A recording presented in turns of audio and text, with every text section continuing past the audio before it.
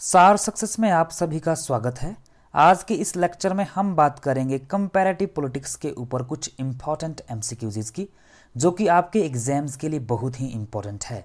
इससे पहले मैं already Indian foreign policy and political theories पर एमसीक्यूज वीडियोस बना चुका हूं। अगर आपने वो वीडियोस नहीं देखी है तो उन्हें जरूर देख लें, लिंक आपको इस वीडियो के एंड में मिल जाएगा। फर्स्ट क्वेश्चन है, किसने कॉन्स्टिट्यूशन को two constitutions, nominal constitution and normative constitution में डिवाइड किया? तो आपके पास ऑप्शंस है, पहला मैकलवेन, दूसरा फ्रेडरिक, तीसरा अंबेडकर और चौथा कार्ल लोवेंस्टीन।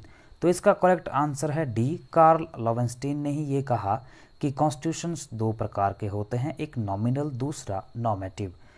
लोवेंस्टीन लिखते हैं कि नॉमिनल कॉन्स्टिट्यूशन ऐसे समाजों या फिर ऐसे देशों में पाया जाता है जो डेवलपिंग है या फिर कॉलोनाइज्ड रहे हैं, क्योंकि ये कॉन्स्टिट्यूशन नाममात्र का होता है जो अच्छे ढंग से काम नहीं कर पाता है। अतः यह कॉन्स्टिट्यूशन ऐसे देशों के लिए उपयुक्त है जो अफ्रीकन हैं, एशियन हैं या फिर लैटिन अमेरिकन देश हैं।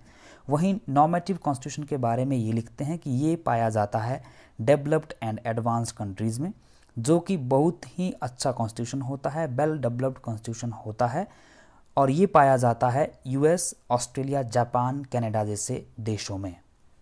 क्वेश्चन सेकंड है, किसने कल्चर्स एंड सिविलाइजेशंस को कनेक्ट करने की कोशिश की? तो आपके पास ऑप्शंस है, पहला शिल्स, दूसरा हंटिंगटन, तीसरा पाई और चौथा आलमंड एंड बर्बा। तो इसका करेक्ट आंसर होगा बी, सैमुअल पी हंटिंगटन ने ही कल्चर्स एंड सिविलाइजेशंस को कनेक्ट करने की कोशिश की। आप सभी जानते हैं कि सैमुअल पी हंटिंगटन ने क्लैश ऑफ सिविलाइजेशन का एक कॉन्सेप्ट दिया, जिसके अंतर्गत इन्होंने कहा कि विश्व की 8 सिविलाइजेशंस या फिर 8 religions, Hinduism, Sinic, Islamic, orthodox, western civilisation, African civilisation, Japanese and Latin American civilisation के बीच 21वीं शताब्दी में वॉर होने वाला है, क्लैश होने वाला है। अतः हंटिंगटन ने ही कल्चर एंड सिविलाइजेशन को कनेक्ट करने की कोशिश की। नेक्स्ट क्वेश्चन है, आपको स्क्रीन पर एक तरफ कंसेप्ट है, दूसरी तरफ थिंकर है। अतः इन कॉन्सेप्ट को आपको जो उपयुक्त थिंकर है उसके साथ मैच करना है, जैसे Gaia hypothesis, gap hypothesis, development syndrome, development trap and political modernisation. तो जो भी कंसेप्ट है, आपको ये लगता है कि जिस थिंकर ने जो कंसेप्ट दिया है उसको आपस में मैच करना है। तो ये है आपके पास ऑप्शन ए, बी, सी और डी। तो इसका करेक्ट आंसर होगा ए। कैसे होगा इसको थोड़ा सा डिटेल में समझ लेते हैं।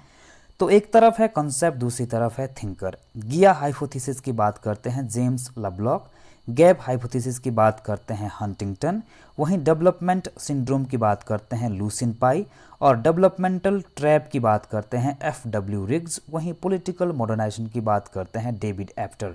लेकिन ध्यान देने वाली बात यह है कि जेम्स कॉलमैन ने भी डेवलपमेंट सिंड्रोम की बात की है। 1971 में इन्होंने एक इम्पॉर्टेंट ऐसे लिखा जिसका नाम है the developmental syndrome, differentiation, equality and capacity. और इस ऐसे में ये बात करते हैं कि खासतौर पे जो विकासशील देश है वहाँ पर इक्वालिटी एंड कैपेसिटी में इम्बैलेंस हो जाता है, जिसकी वजह से वहाँ पर डेवलपमेंट अच्छे तरीके से नहीं हो पाता है, जिसे इन्होंने डेवलपमेंटल सिंड्रोम की बात की है। वहीं पाई ने भी उन्हीं की तरह कहा है डेवलपमेंट सिंड्रोम के बारे में। नेक्स्ट क्वेश्चन है, यह किसने कहा कि the history of mankind is graveyard of the aristocracies? अर्थात यह किसने कहा कि मानव इतिहास हमेशा से कुलीन तंत्र का कब्रिस्तान रहा है? तो आपके पास ऑप्शंस है, पहला मिशेल्स, दूसरा मिल्स, तीसरा पेरेटो और चौथा मॉस्का। तो इसका करेक्ट आंसर है सी। पेरेटो ने ही ये कहा था कि the history of mankind is graveyard of the aristocracies. तो इसको भी थोड़ा सा डिटेल में समझ लेते हैं।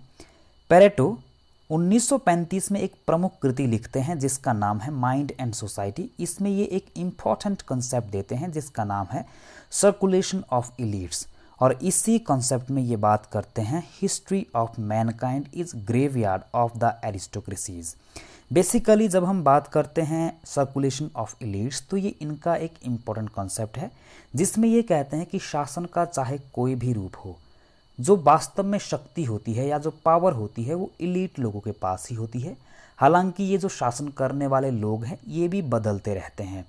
आज जो कोई शासन कर रहा है उसके बाद कोई हो सकता है कि जो पुअर लोग हों वो रिच बन जाए, उनके पास विजडम आ जाए, उनके पास पावर आ जाए, तो फिर वे शक्ति प्राप्त करेंगे और वे शासन चलाएंगे। तो इस तरह से जो शासन है वो चलता रहता है। लेकिन शासन का चाहे कोई भी रूप हो, जो शक्ति है वो इलीट लोगों के हाथ में ही होती है, क्योंकि इलीट लोगों के पास ही बुद्धि होती है, विजडम होती है और चालाकी करने की एक प्रेरणा होती है, इंस्पायरेशन होती है। इस क्वेश्चन में भी आपको बुक्स को उनके ऑथर्स या फिर थिंकर के साथ मैच करना है, अर्थात आपको जो भी लगता है जिस थिंकर ने जो किताब लिखी है उसको उसके साथ मैच करना है। जैसे theories of comparative politics, the stages of political development, Bangladesh and crisis of Pakistan, sociological imagination, the conceits of civil society. तो आपको जो भी लगता है कि जिस थिंकर ने या फिर जिस ऑथर ने जो किताब लिखी है उसको आपस में मैच करना है। तो ये रहे आपके options A, B, C and D। तो इसका करेक्ट आंसर होगा D। कैसे होगा इसको भी थोड़ा सा समझ लेते हैं। तो एक तरफ बुक्स है, दूसरी तरफ राइटर्स या फिर ऑथर्स हैं। तो थ्योरीज ऑफ कंपैरेटिव पॉलिटिक्स लिखते हैं R.H. Chilcote, the stages of political development लिखते हैं ऑर्गेन्स्की, वहीं Bangladesh and the crisis of Pakistan लिखते हैं हमजा आलवी, सोशियोलॉजिकल इमेजिनेशन लिखी जाती है C.W. मिल्स के द्वारा और the conceits of civil society लिखी जाती है नीरा चंदोक के द्वारा। नेक्स्ट इंपॉर्टेंट क्वेश्चन है, किसने सबसे पहले सोशल कैपिटल के कॉन्सेप्ट को यूज किया? आपके पास ऑप्शंस है, पहला पुटनम, दूसरा टॉकबिली, तीसरा कोलमैन और चौथा हैनीफेन। तो इसका करेक्ट आंसर बी है। एलेक्स डी टॉकबिली ने ही सबसे पहले सोशल कैपिटल के कॉन्सेप्ट को यूज किया था। एलेक्स डी टॉकबिली अमेरिका के एक पॉलिटिकल साइंटिस्ट रहे हैं जिन्होंने अपनी प्रमुख कृति डेमोक्रेसी इन अमेरिका जो कि 1835 में पब्लिश हुई थी उसमें सोशल कैपिटल के कॉन्सेप्ट को दिया था, जिसको कि टॉकबिली मॉडल कहा जाता है। वहीं इसके बाद 1916 में एल.जी. हैनीफेन ने इस शब्दावली को यूज़ किया था और कंपैरेटिव पॉलिटिक्स में पुटनम और कोलमैन ने इसे डेवलप किया। वहीं सबसे इम्पोर्टेंट बात यह है कि पुटनम ने अपनी प्रमुख कृति bowling alone the collapse and revival of American community में इस शब्दावली को काफ़ी पॉपुलराइज किया और इसे अमेरिका के संबंध में बताया कि किस तरह से अमेरिका में सोशल कैपिटल का ह्रास हो रहा है, यानी कि कोलैप्स हो रहा है। अब हम ये समझ लेते हैं कि सोशल कैपिटल होती क्या है। तो बेसिकली जो सोशल कैपिटल होती है वो लोगों के बीच संबंधों का एक नेटवर्क होता है, जिसके अंतर्गत लोग कैसे रहते हैं, कैसे जीते हैं, कॉपरेशन कैसे करते हैं किसी एक सोसाइटी के अंतर्गत, ताकि जो सोसाइटी है उसको अच्छे ढंग से चलाया जा सके। आप डायग्राम में भी देख सकते हैं, जैसे कुछ इम्पोर्टेंट फीचर्स है सोशल कैपिटल की: values, norms, outlook in life, participation, network, bounding, reciprocity, sense of belonging, feeling and trust, safety, diversity, citizen power. तो जिस देश में ये सारी बातें होंगी वहाँ पर जो सोशल कैपिटल है वो हाईली डेवलप्ड होगी और इन्हीं के मिश्रण को हम सोशल कैपिटल कहते हैं। तो इस क्वेश्चन में भी फिर से आपको मैच करना है। एक तरफ नेशनलिज्म है, दूसरी तरफ थिंकर है, अर्थात आपको उस थिंकर को उस नेशनलिज्म के प्रकार से मिलाना है जिस थिंकर ने जिस नेशनलिज्म को दिया है, जैसे cultural nationalism, political nationalism, neo nationalism, black nationalism and liberal nationalism. तो आपके पास ऑप्शंस है A, B, C and D। तो इसका करेक्ट आंसर है B। B कैसे हैं इसको थोड़ा डिटेल में समझ लेते हैं। तो एक तरफ नेशनलिज्म है, दूसरी तरफ इससे जुड़े थिंकर्स है।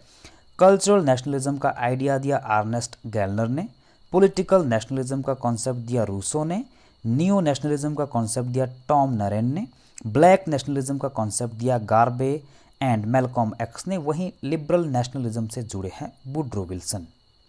एक और इम्पॉर्टेंट क्वेश्चन है कि निम्नलिखित में से कौन सा देश अरब स्प्रिंग से नहीं जुड़ा है? तो आपके पास ऑप्शन है, पहला ट्यूनीजिया, दूसरा ओमान, तीसरा लीबिया, चौथा यमन। तो इसका करेक्ट आंसर है बी, ओमान इससे नहीं जुड़ा है। तो चलिए अरब स्प्रिंग को थोड़ा डिटेल में समझ लेते हैं। तो बेसिकली ये अरब वर्ल्ड में 2010 में शुरू होता है, क्यों शुरू होता है? क्योंकि वहाँ पर जो ऑप्रेसिव रिजीम था और लोगों का जो लो स्टैंडर्ड ऑफ लिविंग था उसके विरोध में ये शुरू होता है ट्यूनीजिया में, और इसी वजह से इसको जाना जाता है अरब स्प्रिंग 2012। और बाद में ये ट्यूनीजिया, इजिप्ट, लीबिया, यमन में फैल जाता है। और सबसे इम्पोर्टेंट बात जो आपको याद रखनी है कि कुछ स्कॉलर अरब स्प्रिंग को देखते हैं फोर्थ वेव ऑफ डेमोक्रेसी के रूप में। इस क्वेश्चन को फिर से आपको मैच करना है और ये क्वेश्चन बहुत ही ज़्यादा इम्पोर्टेंट है। एक तरफ कॉन्सेप्ट है, दूसरी तरफ इनसे जुड़े थिंकर्स है। तो जो थिंकर आपको सही लगता है कि जिसने जो कॉन्सेप्ट दिया है उसके साथ मैच करना है, जैसे Eurocentrism, 6 point syndrome, sleeping dogs theory, centre and periphery and political socialisation. तो आपके पास ऑप्शंस है A, B, C and D. तो इसका करेक्ट आंसर होगा ए। ए कैसे होगा इसको भी थोड़ा डिटेल में समझ लेते हैं। तो एक तरफ कॉन्सेप्ट है, दूसरी तरफ उनसे जुड़े थिंकर्स है। यूरोसेंट्रिसिज्म का कॉन्सेप्ट दिया सामिर आमीन ने, 6 पॉइंट सिंड्रोम का कॉन्सेप्ट दिया फेडरिक एंड ब्रेजेंस्की ने, वहीं स्लीपिंग डॉग्स थ्योरी का कॉन्सेप्ट दिया आलमंड एंड बर्बा ने, सेंटर एंड पेरिफेरी का कॉन्सेप्ट दिया एडवर्ड शिल्स ने, वहीं पॉलिटिकल सोशलाइजेशन शब्दावली को कॉइंड किया एच हेमैन ने। इस लेक्चर का लास्ट और सबसे इम्पोर्टेंट क्वेश्चन है, किसने नियो कॉलोनियलिज्म शब्दावली को गढ़ा? तो आपके पास ऑप्शंस है, पहला लेनिन, दूसरा हॉल, तीसरा क्वामे नुक्रुमा और चौथा एडवर्ड सईद। तो इसका करेक्ट आंसर है सी, अर्थात क्वामे नुक्रुमा ने ही नियो कॉलोनियलिज्म शब्दावली को गढ़ा। कैसे गढ़ा इसको थोड़ा सा देख लेते हैं। इन्होंने 1965 में एक इम्पॉर्टेंट बुक लिखी जिसका नाम है neo colonialism the last stage of imperialism, और इसके अंतर्गत ही इन्होंने नियो कॉलोनियलिज्म शब्दावली को गढ़ा। 1965 में ये घाना के प्रेसिडेंट बन जाते हैं। और सबसे इम्पोर्टेंट बात यह है कि इन्होंने नियो कॉलोनियलिज्म को बताया है कि इसके अंतर्गत जो इम्पीरियल नेशंस है वो एक्स कॉलोनीज अर्थात जो कॉलोनाइज कंट्री है उनके जो एरियाज़ है अर्थात उनके एरिया की जो इकोनॉमी है, लैंग्वेज है, कल्चर है और पॉलिटिकल फिलॉसफी है उसको जो है इन्फ्लुएंस करते हैं, उसको अपने कंट्रोल में रखते हैं, जिसे हम नियो कॉलोनियलिज्म कहते हैं। तो ये थी एक इम्पॉर्टेंट वीडियो जो कि कंपैरेटिव पॉलिटिक्स के ऊपर इम्पॉर्टेंट एमसीक्यूज़ के ऊपर बनाई गई थी। मुझे उम्मीद है कि आपको ये वीडियो अच्छी लगी होगी।